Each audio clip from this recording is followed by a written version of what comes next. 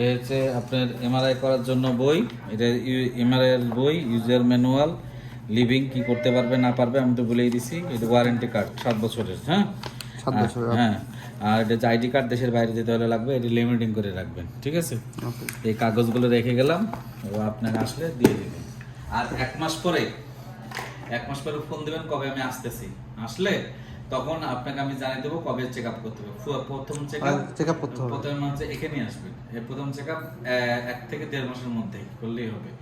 দ্বিতীয় check up বা পরবর্তী যতগুলো চেক আপই করবো 7 মাস পর পর, কিন্তু অবশ্যই 1 মাস পরে। আর হচ্ছে যাতে বিয়ে শাদী করছে, হ্যাঁ তো বিয়ে শাদী যেহেতু করছে, বাচ্চা টাচ্চা যেন কোলে না নেয়। আচ্ছা আচ্ছা, ওনার জন্য অনেক রেস্ট্রিকশন আছে। ভারী কাগজপত্র 5 কেজির উপরে না নেই, ঠিক আছে?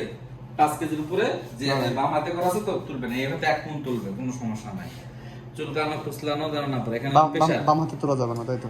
1 মাস হাত মাথার উপরে তুলবে না। আচ্ছা 1 মাস তুলবে না, শোল্ডার বন্ধ তুলবে। শোল্ডার বন্ধ তুললে আর ব্যথা ট্যাথা করবে না, না তুললে আবার খারাপ হবে। আর মাথার উপরে আর হচ্ছে আর বাকি সবকিছু চুলকানো ফুসলানো করবে না। বাচ্চা টাচ্চা কোলে যেন না নেয় ভুল করে। আর বাইক ট্যাক যেন না চালায় 1 বছর। ও মানে কোনো গাড়ি টাড়ি চালানো যাবে না 1 বছর।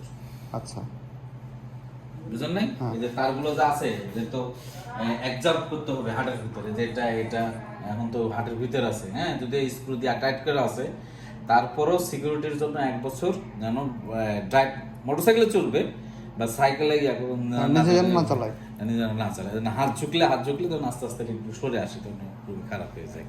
এটা অভিজ্ঞতা থেকে বলছে, এগুলো আমরা জানতাম না। ঠিক আছে, তাহলে যান।